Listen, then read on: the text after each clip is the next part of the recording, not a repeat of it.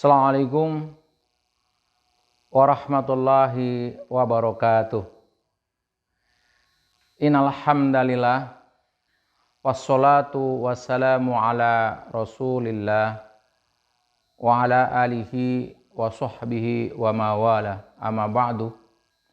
Sahabat yang dirahmati oleh Allah Ta'ala, mari kita lanjutkan bedah buku kita tentang matematika waktu, rahasia meningkatkan kualitas diri dan kualitas amal.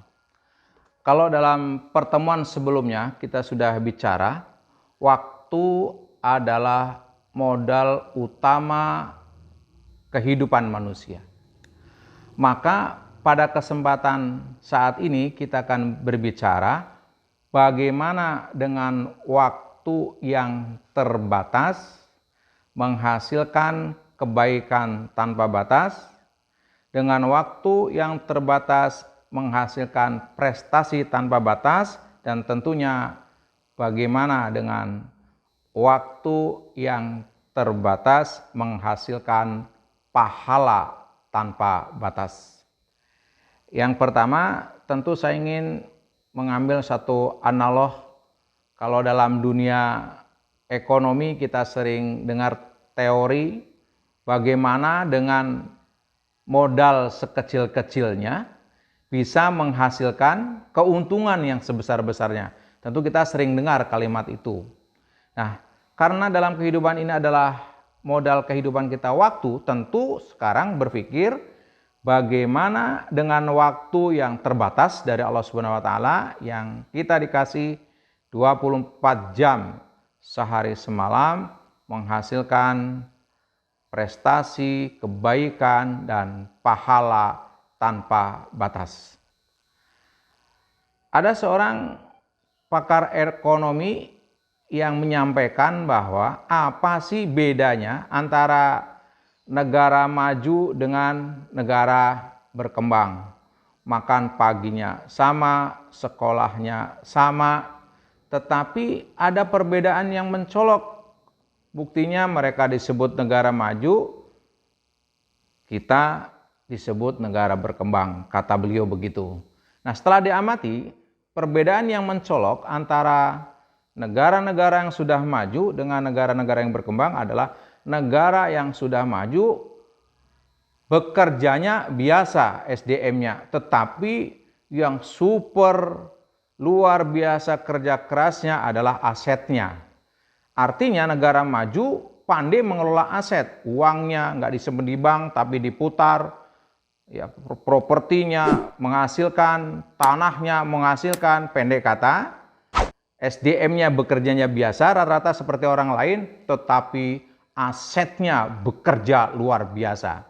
Nah, sementara di negara berkembang SDM-nya orangnya bekerja luar biasa sampai nggak bisa rekreasi, sedikit waktu untuk keluarga, tapi sayang asetnya tidur, tanah ratusan hektar tidak dikelola dengan baik, punya uang senangnya disimpan bukan diputar, dan lain sebagainya. Ini menurut saya bisa diambil analog ketika nanti kita bicara tentang bagaimana waktu yang ada, lalu bagaimana kepintaran kita mengelola waktu yang Allah berikan kepada kita.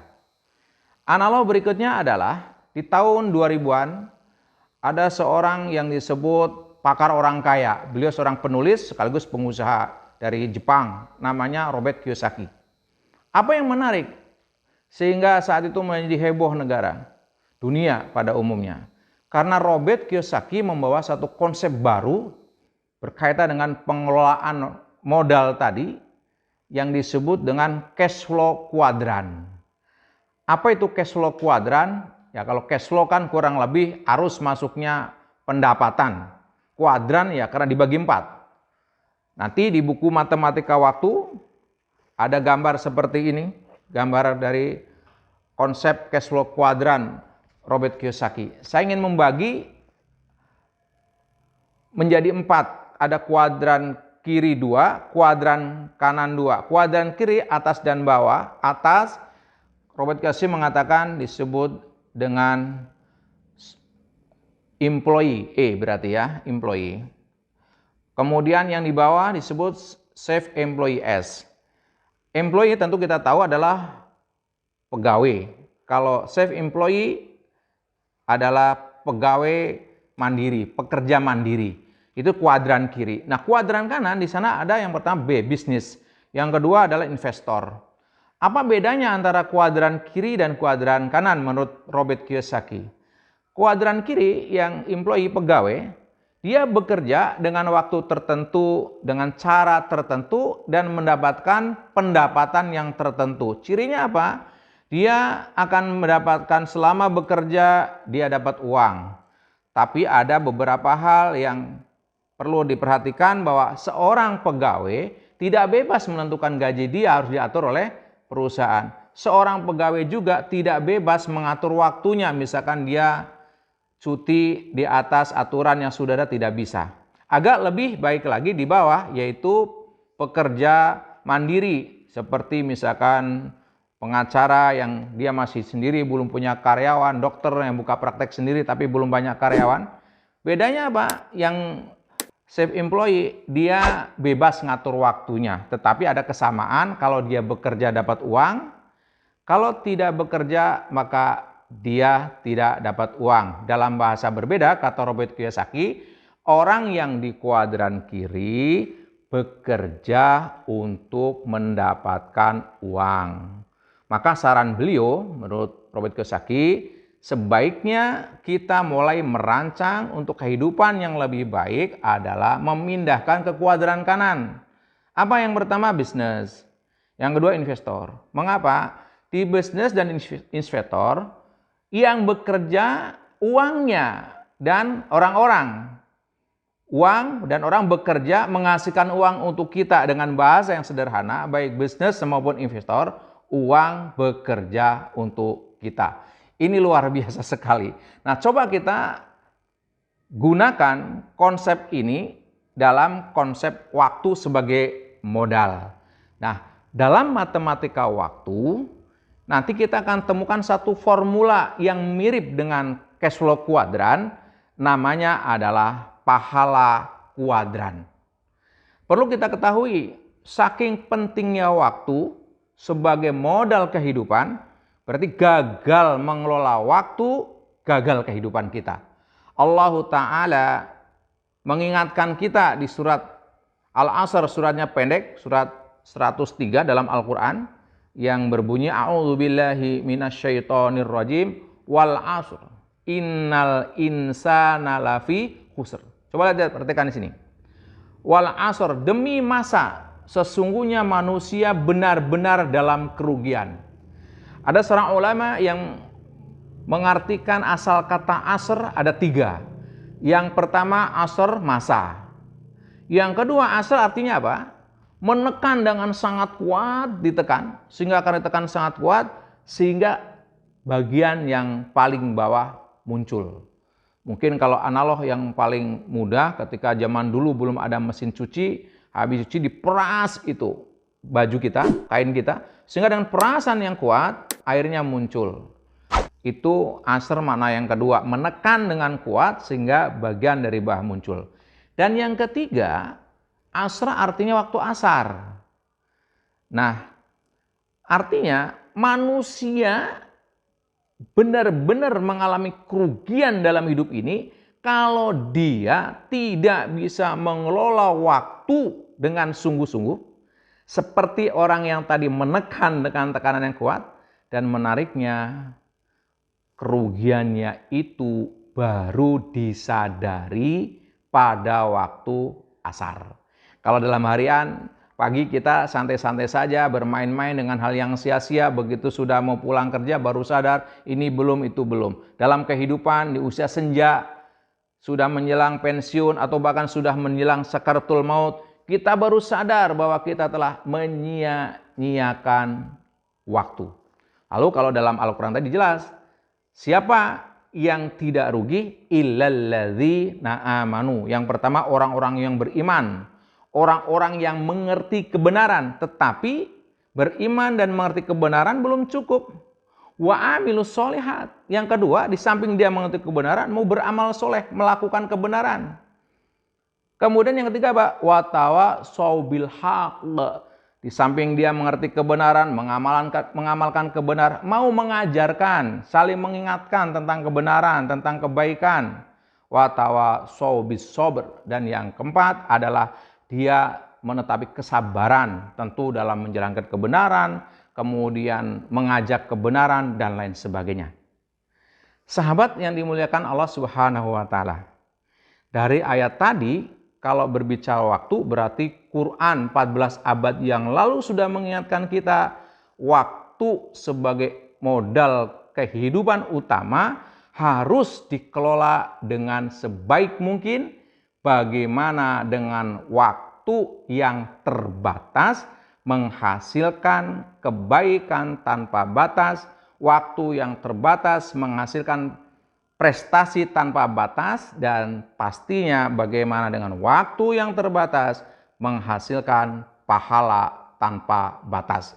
Nah, di buku Matematika Waktu nanti akan disampaikan konsep dalam rangka mengelola waktu yang terbatas menghasilkan kebaikan tanpa batas, atau pahala tanpa batas, atau prestasi tanpa batas dengan apa? Dengan teori yang disebut teori pahala kuadran. Sama seperti konsepnya Robert Kiyosaki dibagi 4, ya, kanan dan kiri. Nah, bedanya apa? Kalau pahala kuadran tidak memindahkan kuadran tapi nambah. Apa 4 kuadran yang dimaksud? Yang sebelah kiri atas kita tahu ada namanya ibadah yang disebut ibadah maqdoh. Sebelah kiri atas. Ibadah maqdoh apa cirinya? Caranya ditentukan, waktunya juga ditentukan. Contoh, sholat misalkan caranya ditentukan, sholat waktunya juga ditentukan, sholat fardu yang 5 waktu. Misalkan bagaimanapun semangatnya kita sholat subuh, gak mungkin dong sholat subuh menjadi 4 rakaat karena dibatasi. Dan gak mungkin juga dong di luar sholat di luar waktu subuh, itu artinya waktunya dan caranya ditentukan. Nah, kalau kita ingin mendapatkan pahala lebih banyak, maka di samping kuadran 1 yang atas ibadah maqdoh, turun ke bawah, yaitu kerjakan amalan ibadah ghairu maqdoh. Yaitu apa? Caranya, waktunya terutama tidak terbatas. Contoh, kita mungkin menolong orang, kita mungkin iktikaf di masjid, dan lain sebagainya. Banyak kebaikan-kebaikan yang waktunya tidak terbatas. Tetapi baik ibadah maqdoh, ibadah ghairu maqdoh, tetap saja kalau kita sudah meninggal, sudah nggak bisa mendapatkan pahalanya. Karena apa? Kita hanya mendapatkan pahala ketika kita mengerjakannya. Karena itu di samping ada ibadah maqdoh dan ibadah ghairu maqdoh, tambah ke kuadran kanan atas. Apa? Kita melakukan amalan-amalan yang pahalanya berlipat ganda. Contoh, sholat 5 waktu berjamaah sendiri sudah bagus. Karena apa? Pahalanya sudah banyak 27. Tapi bagaimana dengan sama? Datangnya ke masjid sama, jamnya sama, punya pahala berlipat. Maka ada yang lain. Ajak sebanyak-banyak orang lain untuk sholat berjamaah. Kita misalkan puasa. Puasa Ramadan sendiri plus Syawal punya pahala 1 tahun. Bagaimana dengan tetap kita puasa Ramadan plus Syawal tapi punya pahala 10 tahun? Maka beri buka puasa orang-orang yang puasa Ramadan plus Syawalan 10 orang. Maka orang lain punya pahala Ramadan dengan pahala 1 tahun karena di Syawal kita punya 11 tahun. Demikian pula kita hadir di kajian, bagus, kita udah banyak pahala dengan datang ngaji, tapi akan lebih hebat lagi ketika kita mengajak sebanyak-banyak orang untuk datang ke ngaji. Ini kuadran yang kanan, yang atas, yang disebut ibadah dengan pahala berlipat ganda. Lalu yang kuadran 4, yang kanan bawah adalah ibadah yang mengalirkan pahala dan pahalanya terus mengalir walaupun orangnya sudah tidak ada. Sama yang kuadran saat kiri, atas bawah, kalau kita masih hidup, masih dapat pahala, meninggal enggak. Yang kanan juga begitu, walaupun kita bisa memberi buka puasa sebanyak orang, ketika kita sudah meninggal, maka perlulah kita sekarang membangun kuadran yang kanan yang kedua, yaitu ibadah yang pahala mengalir tanpa batas. Apa? Dalam hadis-hadis Rasulullah jelas disampaikan, dengan amal jariah, mendidik anak-anak kita menjadi anak-anak yang soleh, membangun masjid, membangun pengairan, dan lain sebagainya. Pendek kata, matematika waktu mengajarkan kepada kita insya Allah ta'ala bagaimana dengan waktu terbatas kita bisa menghasilkan kebaikan tanpa batas, dengan waktu yang terbatas menghasilkan prestasi tanpa batas, dan dengan waktu terbatas menghasilkan pahala tanpa batas. Itulah sebabnya di sini tulis rahasia meningkatkan kualitas diri dan kualitas amal. Mari kita merenung, seandainya Allah takdirkan, Allah panggil kita sekarang, berapa gardu-gardu kebaikan yang setelah kita meninggal mengalirkan pahala kepada kita. Masjid berapa yang kita bangun atau paling tidak kita ikut berpartisipasi di sana. Rumah tahfiz Quran, atau mungkin membangun sumur-sumur warga yang dengannya mereka bisa minum, yang mudah-mudahan dengannya setelah kita meninggal mengalirkan pahala kepada kita. Pendek kata, mari saya mengajak diri saya dan sahabat yang dirahmati Allah Ta'ala, bagaimana dengan waktu yang terbatas kita bisa menghasilkan kebaikan, prestasi, dan pahala tanpa batas. Salah satunya adalah kita mencoba mempelajari mengelola waktu dengan konsep matematika waktu. Mudah-mudahan yang sederhana ini bisa menginspirasi kita, menjaga waktu kita sehingga tidak ada satu waktu yang terbuang begitu saja. Mudah-mudahan bermanfaat. Lebih dan kurangnya saya mohon maaf. Assalamualaikum warahmatullahi wabarakatuh.